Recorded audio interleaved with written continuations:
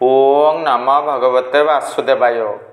भक्त शरण आध्यात्मिक चैनल को मोर प्रिय भाई भौणी मानू गुरुजन मानू अनंत कोटि प्रणाम जनाई मो श्री भक्त वत्सल प्रधान आज महाभारत उपर आधारित श्रेष्ठ धनुर्धारी अर्जुन उपरे किछि कहानी रही आलोचना करने आगे आसी यह मोर द्वितीय भाग आसतु जानिबा। हाँ आज्ञा तत्व उपरे आलोचना करिबा। धर्म क्षेत्र कुरुक्षेत्र रूपक शरीर उदाहरण नेलु। धृतराष्ट्र होउची मन, सेई दुराचारी दुर्योधन तांकर भाई मानू इंद्र रूपरे उदाहरण नेली। संजय दिव्य दृष्टि, पुणी पांडव पंचभूत। द्रोणाचार्य को जिद उपरे उदाहरण नेली। ब्राह्मण ना गुरु ना जदिबा दुर्योधनकर ऋणी होइचंती अभिमन्यु बध हो सारी तापरे समर रे भाग न नबा उचित थिला। भाग नेले मृत्युवरण कले जिदी ना आकाशवाणी होता अमान्य करते। भीष्म साधना प्रति आग्रह प्रकाश करवा नहीं, विशेष रुचि नहीं। कुरुसभा मध्य द्रौपदी माता को वस्त्रहरण करा जाउची। परम वीर पितामह भीष्म थिले, परम ज्ञानी द्रोणाचार्य रही। नीरवद्रष्टा हेतु से दुराचारी दुर्योधन दुशासन कुकर्म कले, पापर कलश पूर्ण घटिला।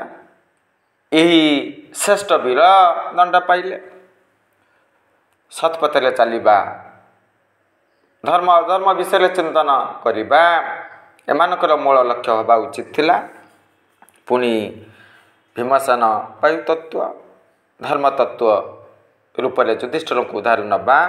अग्नि तत्व उपरे अर्जुन को उदाहरण नबू। तापरे नकुल सहदेव रही ना। हाँ आज्ञा अश्विनी कुमार अंश विशेष एसब कथा आपण मैंने जानी। पुणे शंख उपरे उदाहरण नबा। श्रीकृष्णकर पंचजन्य शंख लैतिला। अनंत विजय युधिष्ठिर यही शंख को धारण करती। भीमसेन पौंड्रक शंख को धारण करती। पुणी सुघोष नकुल सहदेवंकर शंखर नाम मणिपुष्पक। अर्जुनंकर शंखर नाम कौन? देवदत्त। गांडीव धनु धारण करती। ये सब कथा आपण माने भल भाव जानी। पुणी प्रश्न आसे जदि महाभारत समर यही वीरगण मन दे समर करि थांते केते दिन लागिवो? महाभारत 8 दिन लागिथिला ना। समर प्रक्रिया 8 दिन रे परिसमाप्ति घटिथिला। 18 सिद्धि रही, 18 पुराण रही, भागवत 8000 श्लोक रही।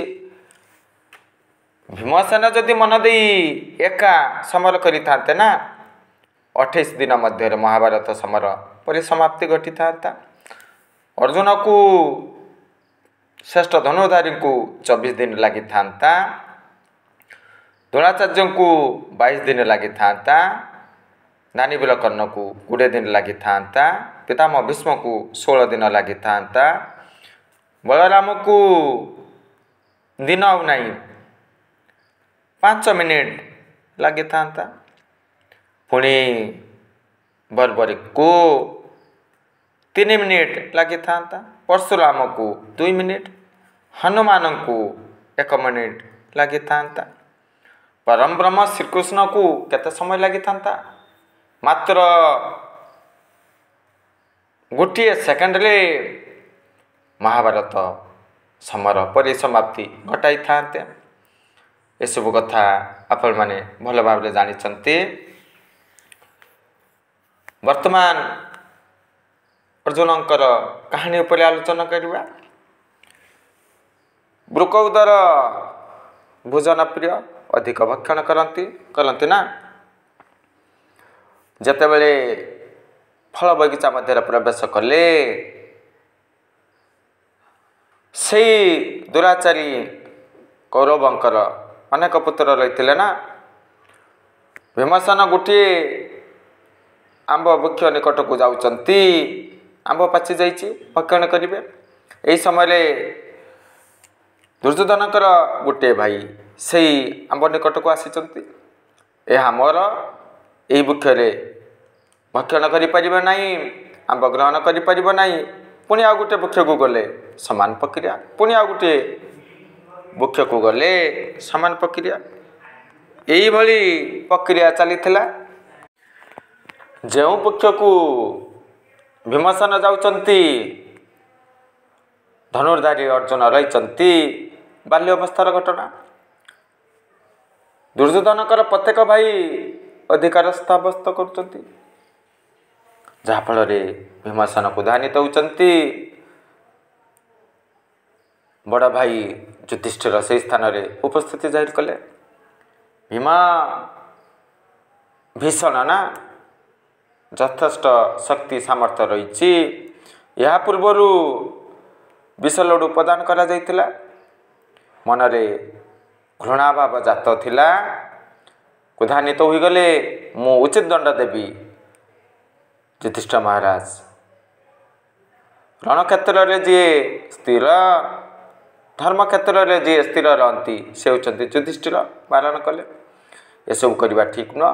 ଏହି ସମୟରେ ଅର୍ଜୁନ କହୁଛନ୍ତି, ଭାଇ, ଯଦି ଆମେ ଅନ୍ୟାୟକୁ ସହିଯିବା, ପ୍ରତିବାଦ କରିବା ନାହିଁ, ଏମାନେ ଆମକୁ ଭୀରୁ ଭାବିବେ। କ୍ଷତ୍ରିୟର ଧର୍ମ କ'ଣ? ଦୁଷ୍ଟକୁ ଦଣ୍ଡ ଦେବା ଉଚିତ। ଯଦି ଏମାନଙ୍କୁ ଆମେ ଦଣ୍ଡ ନ ଦେବୁ, ଏମାନେ ଅଧିକ କଷ୍ଟ ଯନ୍ତ୍ରଣା ଆମକୁ ପ୍ରଦାନ କରିବେ। ଦଣ୍ଡର ଆବଶ୍ୟକତା ରହିଛି। ତେଣୁ ଭୀମ ଭାଇ ଏମାନଙ୍କୁ ଉଚିତ ଦଣ୍ଡ ଦେବା ଉଚିତ। ଯଦି ନ ଦିଅନ୍ତି, ଏମାନେ ତ ଆମକୁ ଭୀରୁ ଭାବିବେ ନା। ଯାହାଫଳରେ ଧର୍ମରାଜ ଯୁଧିଷ୍ଠିର ସ୍ଥିର ହୋଇଗଲେ, ନୀରବ ରହିଗଲେ। ଆଉ କିଛି କହିବେ କି? ଯେତେବେଳେ ଧର୍ମରାଜ ଯୁଧିଷ୍ଠିର ନୀରବ ରହିଗଲେ, ପୁଣି ଅର୍ଜୁନ କହୁଛନ୍ତି, ଦୁଷ୍ଟକୁ ଦଣ୍ଡ ଦେବାର ଆବଶ୍ୟକତା ରହିଛି। ଭାଗବତରେ ମଧ୍ୟ ବର୍ଣ୍ଣନା କରାଯାଇଛି, ଯେ କଲେ ଆତତାୟୀ କର୍ମ, ତାକୁ ମାରିବା ଅଟେ ଧର୍ମ। ଜଗନ୍ନାଥ ଦାସ ରଚନା କରିଛନ୍ତି। ଭୀମସେନ କ'ଣ କଲେ? ଆମ୍ବ ବୃକ୍ଷ ମୂଳ ନିକଟକୁ ଗଲେ, ସେ ବୃକ୍ଷକୁ ଜୋରରେ ହଲାଇଲେ। କ'ଣ ଘଟିବ? ଆମ୍ବ ବୃକ୍ଷ ଉପରକୁ ଚଢ଼ିଥିଲେ ନା, ସେଇ ଦୁର୍ଯ୍ୟୋଧନଙ୍କର ଭାଇ ତଳକୁ ପଡ଼ିଲେ। ପୁଣି ଆଉ ଗୋଟେ ବୃକ୍ଷକୁ ଧରିଲେ, ଫିଙ୍ଗିଦେଲେ। ଭୟ କଲେ, ଆରେ ଏ ଭୀମସେନ ଆମକୁ ମାରିଦେବେ। କ'ଣ କଲେ? ସେ ସ୍ଥାନରୁ ତ୍ୟାଗ କଲେ, ବିଦାୟ ନେଲେ। ଯଥେଷ୍ଟ ଆମ୍ବ ଭକ୍ଷଣ କଲେ। ଏଇଭଳି ଗୋଟିଏ ପ୍ରସଙ୍ଗ ରହିଛି। ପୁଣି ଏକଲବ୍ୟ ପ୍ରସଙ୍ଗ ରହିଛି। ଅର୍ଜୁନ ଭାବୁଥିଲେ, ମୁଁ ଶ୍ରେଷ୍ଠ ଧନୁର୍ଧାରୀ।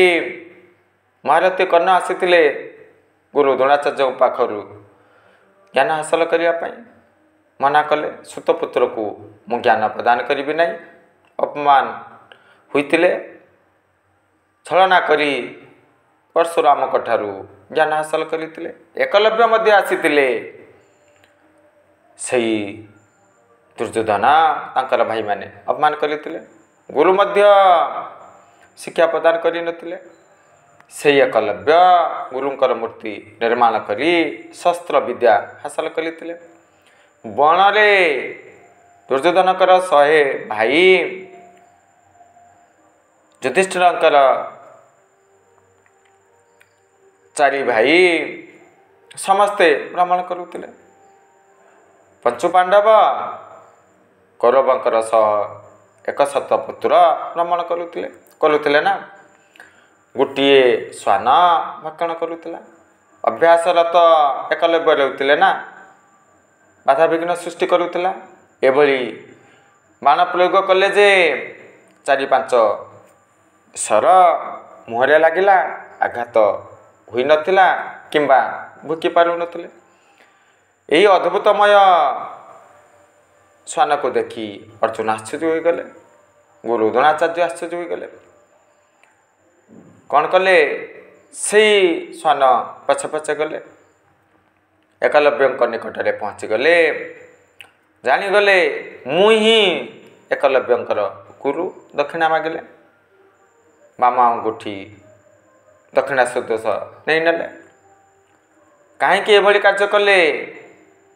ସେଇ ଦ୍ରୋଣାଚାର୍ଯ୍ୟଙ୍କର ମୂଳ ଲକ୍ଷ୍ୟ ରହିଥିଲା ଅର୍ଜୁନ ଏ ଧରାପୃଷ୍ଠରେ ଶ୍ରେଷ୍ଠ ଧନୁର୍ଧାରୀ ହୁଅନ୍ତୁ।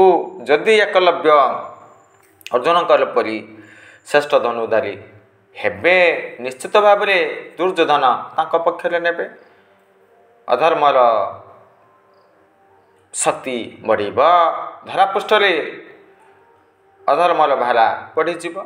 ତେଣୁ ଏକଲବ୍ୟଙ୍କର ବୁଢ଼ା ଆଙ୍ଗୁଠିକୁ ଦକ୍ଷିଣା ସଦୃଶ ହରଣ କରିନେଲେ। ଗୁରୁ ନା, ଆଗତ ଭବିଷ୍ୟତ ବିଷୟରେ ଭଲ ଭାବରେ ଜାଣିପାରନ୍ତି। ନିଶ୍ଚିତ ଭାବରେ ଏହା ହିଁ ହେବ, ଏହା ହିଁ ସତ୍ୟ କଥା। ପୁଣି ଖାଣ୍ଡବ ପ୍ରସ୍ଥ ଉପରେ ଆପଣମାନେ ଜାଣିଛନ୍ତି, ଦୁର୍ଯ୍ୟୋଧନ ଚିନ୍ତନ କଲେ ମୁଁ ସମ୍ରାଟ ହେବି, ମୋର ବାପା ବଡ଼ ନା, ମୁଁ ତାଙ୍କର ଜ୍ୟେଷ୍ଠ ପୁତ୍ର, କ'ଣ ପାଇଁ ମୁଁ ହସ୍ତିନାପୁରରେ ସମ୍ରାଟ ନ ହେବି? ପୁଣି ଜ୍ଞାନ ବୁଦ୍ଧି ଯୁଧିଷ୍ଠିରଙ୍କର ଯଥେଷ୍ଟ ରହିଥିଲା, ସତ୍ୱଗୁଣକୁ ଧାରଣ କରୁଥିଲେ। ପିତାମହ ଭୀଷ୍ମ, ଗୁରୁ ଦ୍ରୋଣାଚାର୍ଯ୍ୟ, ବିଦୁର ମଧ୍ୟ ଇଚ୍ଛା ପ୍ରକାଶ କରୁଥିଲେ ଯୁଧିଷ୍ଠିର ସମ୍ରାଟ ହୁଅନ୍ତୁ। କ'ଣ ଘଟିଲା? ସେଇ ପିତାମହ ଭୀଷ୍ମ ଚିନ୍ତନ କଲେ ଧୃତରାଷ୍ଟ୍ର ଚାହୁଁଛନ୍ତି ତାଙ୍କର ପୁତ୍ର ମଧ୍ୟ ରାଜା ହେବାର ହକଦାର। ତେଣୁ 2 ଭାଗ କରିଦେଲେ, ଖାଣ୍ଡବ ପ୍ରସ୍ଥ ପ୍ରଦାନ କଲେ। ଯେତେବେଳେ 5 ଭାଇ କୁନ୍ତୀ ମାତା ଶ୍ରୀକୃଷ୍ଣ ସେହି ସ୍ଥାନରେ ଉପସ୍ଥିତି ଜାହିର କଲେ, ନକୁଳ ସହଦେବ ଦୁଃଖ ପ୍ରକାଶ କଲେ। ମାଆକୁ କହୁଛନ୍ତି ପିତାମହ ଭୀଷ୍ମ ଆମ ପ୍ରତି ଅନ୍ୟାୟ କରିଛନ୍ତି, ଏଇଭଳି ଟାଙ୍ଗରା ଭୂମି, ପାହାଡ଼ିଆ ଭୂମି ଆମକୁ ପ୍ରଦାନ କଲେ।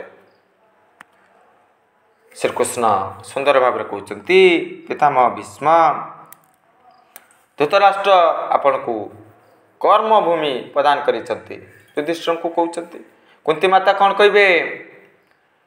ଯଦି ହସ୍ତିନାପୁରରେ କେହି ତୁମର ହିତକାଂକ୍ଷୀ ରୁହନ୍ତି, ସେ ହେଉଛନ୍ତି ପିତାମହ ଭୀଷ୍ମ। ବାଧ୍ୟରେ ଏଇଭଳି କାର୍ଯ୍ୟ କରୁଛନ୍ତି। ପିତାମହ ଭୀଷ୍ମକୁ ନିନ୍ଦା କରିବା ଠିକ୍ ନୁହଁ, ଠିକ୍ ନୁହଁ। ମୁଁ ଆଗରୁ କହିସାରିଛି, ଚତୁଗୃହରେ ଅଗ୍ନି ସଂଯୋଗ କରାଇଥିଲେ। ମୂଳ ଲକ୍ଷ୍ୟ ଥିଲା ପାଣ୍ଡବଙ୍କୁ ବଧ କରିବା। ପାଣ୍ଡୁ 5 ଜଣ ପୁତ୍ର ରହିଥିଲେ ନା, ବଧ କରିବା। ଭଗବାନ ରକ୍ଷା କରିଥିଲେ। ପୁଣି ଧର୍ମରାଜ ଯୁଧିଷ୍ଠିର ରାଜସ୍ୱ ଯଜ୍ଞ କରିଥିଲେ। ଏସବୁ ପ୍ରସଙ୍ଗ ରହିଛି। ଜରାସନ୍ଧର ବଧ କାହାଣୀ ରହିଛି। ପିତାମହ ଭୀଷ୍ମ ସେପଟେ ଅତି ଆନନ୍ଦିତ ହେଉଥିଲେ। ହଁ, ରାଜସ୍ୱ ଯଜ୍ଞ ଧର୍ମରାଜ ଯୁଧିଷ୍ଠିର କରୁଛନ୍ତି। ଅନେକ ଜ୍ଞାନୀ ଗୁଣୀ ସନ୍ଥ ଉପସ୍ଥିତି ଜାହିର କରିବେ। ପୁଣ୍ୟମୟ କାର୍ଯ୍ୟ ପ୍ରକ୍ରିୟା ଚାଲିବ, ଏସବୁ କଥା ଚିନ୍ତନ କରୁଥିଲେ। ସେପଟେ ଭଗବାନ ବ୍ରାହ୍ମଣ ବେଶରେ ଅର୍ଜୁନ, ଭୀମସେନ, ଶ୍ରୀକୃଷ୍ଣ ଆସିଲେ। ଦ୍ୱନ୍ଦ୍ୱ ଯୁଦ୍ଧ ପ୍ରକ୍ରିୟା ଆରମ୍ଭ କଲେ। ଦକ୍ଷିଣା ମାଗିଲେ। ଦକ୍ଷିଣା ସଦୃଶ ଦ୍ୱନ୍ଦ୍ୱ ଯୁଦ୍ଧ ହେବ। ଦେଖିଲେ ଇଏ ଅର୍ଜୁନ ବିଶାଳମୟ ଶରୀର ନାହିଁ, ମୋ ସମକକ୍ଷ ନୁହଁ। ପୁଣି ଶ୍ରୀକୃଷ୍ଣ ମୋତେ ଭୟ କରି 18ତମ ଯୁଦ୍ଧରେ ଦ୍ୱାରକ ନଗର ନିର୍ମାଣ କରିଛନ୍ତି। ମୁଁ ଏହା ସହିତ ସମର କରିବି ନାହିଁ। ଭୀମସେନକୁ ବାଛିଥିଲେ ନା। ଏଇଭଳି ଗୋଟିଏ କାହାଣୀ ରହିଛି। ତାପରେ କ'ଣ ଘଟିବ? ଭାଗବତରେ ମଧ୍ୟ ସୁନ୍ଦର ପଦଟିଏ ରହିଛି, ଶାର୍ଦୂଳ ମଧ୍ୟ ମୃଗ ଥାଇ ସେ ଜାନେ ପଥ ନ ଜାଣ। ଜଗନ୍ନାଥ ଦାସ ରଚନା କରିଛନ୍ତି ନା, ଭଗବାନ ତାଙ୍କର ଭକ୍ତକୁ ସଦାବେଳେ ରକ୍ଷା କରନ୍ତି। କାକାଶ୍ରୀ ଅକୁରଙ୍କୁ ପଠାଇଲେ। ଭଗବାନ ଜାଣିପାରୁଛନ୍ତି ଅନ୍ତର୍ଯାମୀ, ସର୍ବତ୍ର ବିଦ୍ୟମାନ, ସର୍ବଶକ୍ତିମାନ। ବିଷ ଲଡ଼ୁ ପ୍ରଦାନ କରାଗଲା, ଚତୁର୍ଗୁରରେ ଅଗ୍ନି ସଂଯୋଗ କରାଗଲା, ପୁଣି ଅନେକ କଷ୍ଟ ଯନ୍ତ୍ରଣା ପ୍ରଦାନ କରୁଛନ୍ତି। ଅକୁରଙ୍କୁ ପଠାଇଲେ ଧୃତରାଷ୍ଟ୍ରଙ୍କୁ ବୁଝେଇବେ। ଶୁଣିବେ କି ଶୁଣି ନଥିଲେ? ସମସ୍ତ କାହାଣୀ ଶୁଣିଲେ। କୁନ୍ତୀ ମାତାଙ୍କ ଠାରୁ ଦୁଃଖ ପ୍ରକାଶ କଲେ। ଆରେ ଏତେ କଷ୍ଟ ପାଉଛନ୍ତି, ତୁମର ସନ୍ତାନମାନେ ଏତେ କଷ୍ଟ ପାଉଛନ୍ତି? ନା, ମୁଁ ଧୃତରାଷ୍ଟ୍ରଙ୍କୁ ବୁଝେଇଥିଲେ। ପାଣ୍ଡୁ ତୁମର ସାନ ଭାଇ ନା, ବାପା ଛଉଣ୍ଡ ପିଲାମାନେ, ଏମାନେ ତୁମର ପୁତ୍ର ନା, କ'ଣ ପାଇଁ ଏଭଳି କୁକର୍ମରେ ଲିପ୍ତ ରହୁଛ? ରାଜ୍ୟର ସମସ୍ତ ପ୍ରଜା ପୁତ୍ର ସଦୃଶ, କୁକର୍ମରେ ଲିପ୍ତ ରୁହ ନା, ଯଦି ରହିବ ବିନାଶ ଘଟିବ। ଏଇଭଳି ପ୍ରସଙ୍ଗ ରହିଲା। ସେଇ ଯତୁଗୃହରେ ଯେତେବେଳେ ଅଗ୍ନି ସଂଯୋଗ କରାଗଲା, ଖଣାତଙ୍କ ମାଧ୍ୟମରେ ବିଦୁର ରକ୍ଷା କରିଥିଲେ, ବଣରେ ଭ୍ରମଣ କରୁଥିଲେ। କୁନ୍ତୀ ମାତା ତାଙ୍କର 5 ପୁତ୍ର ସହିତ ଭ୍ରମଣ କରୁଥିଲେ। ହଁ, ମାଦ୍ରୀଙ୍କର 2 ପୁତ୍ର ରହିଥିଲା ନା, କିନ୍ତୁ କୁନ୍ତୀ ମାତା ମନ୍ତ୍ର ପ୍ରୟୋଗ କରି ମାଦ୍ରୀଙ୍କୁ 2 ସନ୍ତାନ ଅର୍ପଣ କରିଥିଲେ। ଏସବୁ କଥା ଆପଣମାନେ ଜାଣିଛନ୍ତି। ସେଇ ବଣରେ ବିଭିନ୍ନ ଅଞ୍ଚଳରେ ଭ୍ରମଣ କରୁଥିଲେ, କେତେ ଦୁଃଖ କଷ୍ଟ ଯନ୍ତ୍ରଣା ଭୋଗ କରୁଥିଲେ ଆପଣମାନେ ଚିନ୍ତନ କରନ୍ତୁ। ରାଜସୁଖ ପାଇଲେ ନାହିଁ, ଉତ୍ତମ ଖାଦ୍ୟ ଭକ୍ଷଣ କରିପାରିଲେ ନାହିଁ, ଉତ୍ତମ ବସ୍ତ୍ର ମୂଲ୍ୟବାନ ଦ୍ରବ୍ୟ ହାସଲ କରିପାରିଲେ ନାହିଁ, ଏଣେ ତେଣେ ଭ୍ରମଣ କଲେ ନା।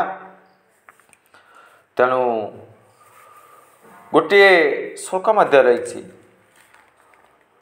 ଯତ୍ର ଧର୍ମ ସୁତୌ ରାଜା ଗଦା ପାଣି ବ୍ରୋକୌଦରଃ କୃଷ୍ଣସ୍ତୌ ଗାଣ୍ଡିବଂ ଚୈବଂ ଶ୍ରୁହୁତ୍ କୃଷ୍ଣସ୍ତତୌ ବିପତ୍। ହଁ, ଧର୍ମରାଜ ସତ୍ୱଗୁଣକୁ ଧାରଣ କରନ୍ତି, ଧର୍ମ ପଥରେ ଚାଲନ୍ତି। ଭୀମସେନ ଶ୍ରେଷ୍ଠ ଗଦାଧାରୀ ରହିଛନ୍ତି, ଶ୍ରେଷ୍ଠ ଧନୁଧାରୀ ରହିଛନ୍ତି, କୃଷ୍ଣ ମଧ୍ୟ ରହିଛନ୍ତି। ସେ ସ୍ଥାନରେ ମଧ୍ୟ ବିପଦ ରହିଛି। ଦେଖନ୍ତୁ, ଶ୍ରୀକୃଷ୍ଣ ଅର୍ଜୁନଙ୍କର ସମ୍ବନ୍ଧ ରହିଛି, ପୁଣି କୁନ୍ତୀ ମାତା ତାଙ୍କର ପିଉସୀ ମା, ବନ୍ଧୁବାନ୍ଧବ। ତଥାପି ଏମାନେ କେତେ କଷ୍ଟ ପାଇଛନ୍ତି। ତେଣୁ ମର୍ତ୍ତ୍ୟପୁରରେ ଯିଏ ବି ଆସିଛି, ଦୁଃଖ କଷ୍ଟ ଯନ୍ତ୍ରଣା ନିଶ୍ଚିତ ଭାବରେ ଭୋଗ କରିବ। ନଦୀ ପାର ହେଉଥିଲେ ସେଇ ନାଉରିଆ ଏହି 5 ପୁତ୍ର କୁନ୍ତୀ ମାତାଙ୍କୁ ବସାଇ ଆରପଟକୁ ନେଉଥିଲେ। ଯେତେବେଳେ ନୌକାଟି ନଦୀର ମଧ୍ୟଭାଗରେ ପହଞ୍ଚିଗଲା, କ'ଣ ଘଟିଲା? ବୁଡ଼ିବାକୁ ଆରମ୍ଭ କଲା। ମାଝି କହୁଛନ୍ତି, ସେଇ ନାଉରିଆ କହୁଛନ୍ତି, ଜଣକୁ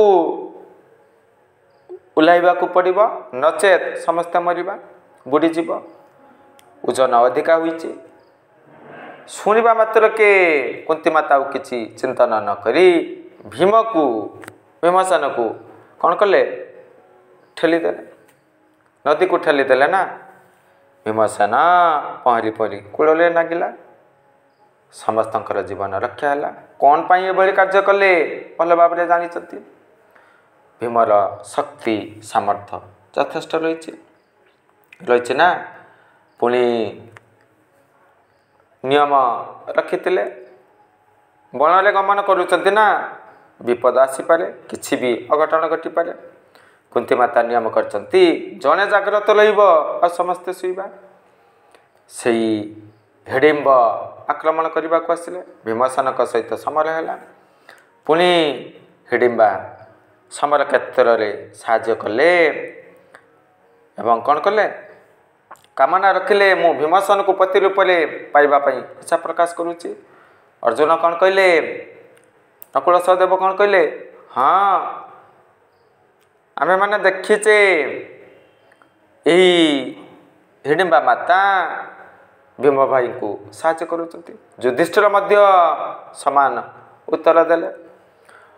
युधिष्ठिर मध्य कहले ठीक अच्छी यही नारीर कामना पूर्ण हवा दरकार। कुंती माता विवाह कले। पुणी सान भाई माने कौन करिवे मजा करिवे भाई भाई भाउजंकर स्वादिष्ट खाद्य भक्षण करी आम मानकू जेपरी भूली न जाओ। तापरे भीमसेन किछि वर्ष हिडिंबा पाखरे रहिले। घटोत्कचकर जन्म होइतिला। तापरे माता निकट को प्रत्यागमन कले। ये सबू प्रसंग रही ना। पुणी द्रोणाचार्य अर्जुन को विशेष भाव में भल पाती। निजर गुरु परशुराम निकट को नेले। सुंदर भाव में कहते मोर शिष्य ये अर्जुन ना पृथ्वी पृष्ठरे यही मर्त्यमंडल श्रेष्ठ धनुर्धारी परशुराम कौन करेंगे यही वाक्य को नापसंद कले। हाँ धरापृष्ठले श्रेष्ठ धनुर्धारी तुमर शिष्य नुहति ए कथा कहवा बोल। परशुराम परम ब्रह्म भगवान अंश विशेष ना गर्भ गंजन बाना मोर दुष्ट दलने अवतार। अरे मु तुमर गुरु ना शिष्यंकर गुरु द्रोणाचार्य। तेणु ये भली कथा कहवा ठीक नुह। ये गोटे प्रसंग रही। पुणी गीता पर संक्षेप कहवा देखंतु धूतराष्ट्र गोटे श्लोक रही। धूत ही सर्वप्रथम बाधा विघ्न सृष्टि करती आरंभ करती। संजय परम ज्ञानी 9टी प्रश्न रही 41टी शुल्क माध्यम परिप्रकाश करते। से धूर्त से संसारी जितेबाला विपदे पड़ती साधु सन्थ निकट को जाती प्रश्न पचारि था। अर्जुन आत्मा रूप में आम चिंतन करवा 21टी प्रश्न रही गीतार 84टी शुल्क माध्यम परिप्रकाश करते। पुणी परम ब्रह्म श्रीकृष्ण परमात्मा 28टी शुल्कर 28टी प्रश्नर उत्तर देवाई 574 शुल्क माध्यम परिप्रकाश करते। गीतार 700 शुल्क रही। ये सब कथा आपण मैंने भल भाव जानी। पुणी देखंतु श्रीकृष्णकर 16 कला प्रभु श्रीरामकर 12 कला रही। भरतंकर सान भाई ना 14 कला रही। अर्जुनकर गोटे कला रही ना। अर्जुन पितामह भीष्म को साक्षात कले। 5 भाई साक्षात कले। समस्ते प्रणाम कले। अर्जुन मध्य जितेबाला प्रणाम करुचंती पितामह भीष्म कहते बस आलिंगन कर आलिंगन कर। अर्जुन कौन कहते हे पितामह मोर यही वस्त्रटी मैला रही। मुझे आपण को आलिंगन करे ना आपणकर वस्त्र मलिन पड़ज अपरिष्कार हो। पितामह भीष्म कहले कौन अरे तुम्हें मोर अतीव प्रिय वस्त्र द्रव्य ना मलिन पड़ू अपरिष्कार हो मैला हो मोर जाए आसे ना। मोर हृदय सहित मिलांतु आलिंगन करंतु। देखंतु केते मात्रा रे भल पाउथिले ना। पुणी कुंती माता 5 भाई भ्रमण करुले। गोटे अद्भुतमय स्थान रे विश्राम नेले। कुंती माता कहते निजर ज्येष्ठ पुत्र को धर्मराज युधिष्ठिर को कहते मो पाई विवाह आयोजन कर मु विवाह करने इच्छा प्रकाश करुच्ची। युधिष्ठिर निजर भाई मान सहित आलोचना कले। भयंकर भाव में भीमसेन को ध्यानित होगले। माँ ବୁଢ଼ୀ ହୋଇଗଲେଣି, ଏଭଳି କାମନା ରଖୁଛନ୍ତି, ଛି ଏହା ଠିକ୍ ନୁହଁ। ଧର୍ମରାଜ ଯୁଧିଷ୍ଠିର ବୁଝେଇଲେ, ଆମେ ପୁତ୍ର ନା, ମାଙ୍କର ଇଚ୍ଛା ଅଭିଳାଷ କାମନା ପୂର୍ଣ୍ଣ କରିବା ଆମମାନଙ୍କର ଧର୍ମ ଅଟେ। ପୁଣି ମାଙ୍କ ନିକଟକୁ ଗଲେ, ମା ଠିକ୍ ଅଛି, ବିବାହ କରିବ ତ? ନିଶ୍ଚିତ ଭାବରେ ଉପଯୁକ୍ତ ବର ଦେଖିବା, ବିବାହର ଆୟୋଜନ କରିବା। କହିବା ମାତ୍ରକେ ସେଇ କୁନ୍ତୀ ମାତା ଧିକ୍କାର କଲେ, ନିନ୍ଦା କଲେ, କଟୁ ବାକ୍ୟ ପ୍ରୟୋଗ କଲେ। କିଛି ସମୟ ଅତିବାହିତ ହୋଇଗଲା। ପୁଣି ଥରେ ଧର୍ମରାଜ ଯୁଧିଷ୍ଠିରଙ୍କୁ କହିଲେ। ପୁଣି ଧର୍ମରାଜ ଯୁଧିଷ୍ଠିର ଚିନ୍ତନ କଲେ, ଠିକ୍ ଅଛି, ମା ପୁଣି କହୁଛନ୍ତି, ନିଶ୍ଚିତ ଭାବରେ ମାଙ୍କର ଇଚ୍ଛା ପୂର୍ଣ୍ଣ କରିବା। ପୁଣି ମା ଗାଳି ଦେଲେ। ଧର୍ମରାଜ ଯୁଧିଷ୍ଠିର ଜାଣିଗଲେ, ମାଙ୍କର ଦୋଷ ନାହିଁ, ଆମର ଦୋଷ ନାହିଁ, ମାଟିର ଦୋଷ ଅଛି। ହଁ, ଏହା ହିଁ ସତ୍ୟ କଥା। ଯେଉଁ ସ୍ଥାନରେ ସାଧୁ ମହାତ୍ମା ରୁହନ୍ତି କିମ୍ବା ପ୍ରବଚନ ଚାଲିଥାଏ, ସେ ମାଟିରେ ଶୁଦ୍ଧତା ହୋଇଥାଏ, ମନ ସ୍ୱଚ୍ଛ ହୋଇଥାଏ, ନିର୍ମଳ ହୋଇଥାଏ, ଈଶ୍ୱରମୁଖୀ ହୋଇଥାଏ ନା। ଯଦି ଆମେ ବେଶ୍ୟାଳୟକୁ ଯିବା, ଯେଉଁ ସ୍ଥାନରେ ଯୁବକ ଭାଇ ଭଉଣୀମାନେ ମଦ୍ୟପାନ କରନ୍ତି, କୁକର୍ମରେ ଲିପ୍ତ ରହନ୍ତି, ସେ ସ୍ଥାନର ପରିବେଶ ଠିକ୍ ରୁହେ କି? ଠିକ୍ ରୁହେ ନା। ତେଣୁ ଏହି ସ୍ଥାନ ଯଥାଶୀଘ୍ର ତ୍ୟାଗ କରିବା ଉଚିତ। ଏଇଭଳି ପ୍ରସଙ୍ଗ ରହିଛି। ଆଉ ଗୋଟିଏ ପ୍ରସଙ୍ଗ ରହିଛି, ଶ୍ରୀକୃଷ୍ଣଙ୍କର ଆବଶ୍ୟକତା ଅନୁଭବ କଲେ। ଯଦି ଏହି ସ୍ଥାନରେ କେଶବ ରୁହନ୍ତି ନା, ଯଥାଶୀଘ୍ର ଆମମାନଙ୍କର ସମସ୍ୟା ଦୂର ହେବ।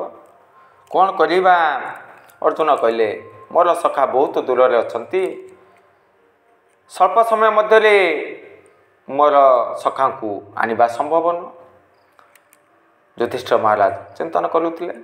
ଭୀମସେନ କହିଲେ, ଏ ସାମାନ୍ୟ କଥା, ଠିକ୍ ଅଛି, ମୁଁ ଏଭଳି କାର୍ଯ୍ୟ କରିବି, ଯଥାଶୀଘ୍ର ଶ୍ରୀକୃଷ୍ଣ ଏହି ସ୍ଥାନରେ ବାଧ୍ୟ ହୋଇ ଉପସ୍ଥିତି ଜାହିର କରିବେ। ନିଜର ଗଦାକୁ ଆକାଶ ମାର୍ଗରେ ଫିଙ୍ଗିଦେଲେ, ମୁଣ୍ଡ ସମ୍ମୁଖରେ ଫିଙ୍ଗିଦେଲେ, ଗଦା ମୁଣ୍ଡରେ ପଡ଼ିବ, ଫାଟିବ, ମୃତ୍ୟୁବରଣ କରିବେ। ଭଗବାନ କ'ଣ କରିବେ? ନିଜର ଭକ୍ତକୁ ରକ୍ଷା କରିବେ ନା। ମୃତ୍ୟୁବରଣ କରନ୍ତୁ ଚାହିଁବେ କି? ସେହି ପରମବ୍ରହ୍ମ ଶ୍ରୀକୃଷ୍ଣ ସେହି ସ୍ଥାନରେ ଉପସ୍ଥିତି ଜାହିର କଲେ। ଏସବୁ ଗୋଟିଏ ପ୍ରସଙ୍ଗ ରହିଛି, ମଣ୍ଡାଖିଆ ଅସୁର ପ୍ରସଙ୍ଗ। 5 ଭାଇ କୁନ୍ତୀ ମାତା ଜଣକ ଗୃହରେ ରହୁଥିଲେ। ସେଇ ଗାଁ ମୁଖିଆ ପାଳି କଲେ। ମଣ୍ଡାଖିଆ ଅସୁର ନିତିଦିନ ଗାଁ ମଧ୍ୟରେ ପ୍ରବେଶ କରନ୍ତି, ଭକ୍ଷଣ କରନ୍ତି।